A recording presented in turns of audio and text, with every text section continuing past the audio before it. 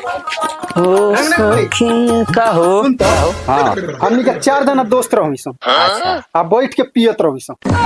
अरे बाप रे बाप फिर उ चालू कर दल करवा ना ते पहले हमार बात तो सुन।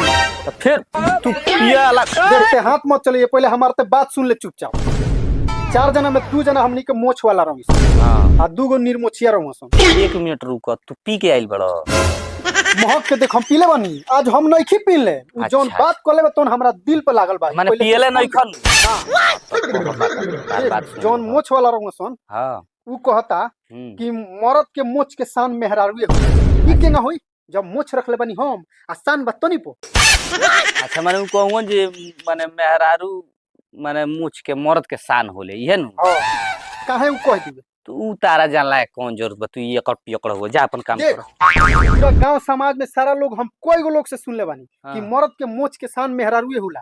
मोछ रखतनी हम आ शान बताहरा। पहले आज हमरा के बताओ तनी औरी मुछ रख ली हनु तब हम बताए अब जा ना ते आज हमरा के बताओ कि मर्द के मोछ के शान मेहरारू कैसे होले, ना तो आज तोरा के मार पियले नहीं की। अच्छा माने हम बताई तू जाने के चाहता रहो हां हम आज जान। मान लो जैसे मुछ के शान मेहरारू देखा के तरी होले मर्द के। मान लो जैसे 4 जना हित मित चाहे तार के से हित मान लो तारा बहिनौरा से तार बहनोई चाहे और केहू आ गइल घर है हां तो वैसे का करे के बा। तो मान लो तू तो घर में सब सामान रखे लो हां खाए पिए वाला तो रखबे कर। बात तो सही है। आ जैसे टेबुल उबुल बिछा दो आ नाश्ता खातिर सब व्यवस्था लगा दो उलो बैठ जासलो ना आ तले हम वो जा कह दी जे कुछू नहीं खे घर काहे कोई दिन कुछ नहीं खे। ना तो मैंने ये समझाओ चाहता नहीं जे जब हम कह देब जे कुछू नहीं खे बस वो जे तारा मोछी के सान गिर जाई बात तो सही है। समझ गइल।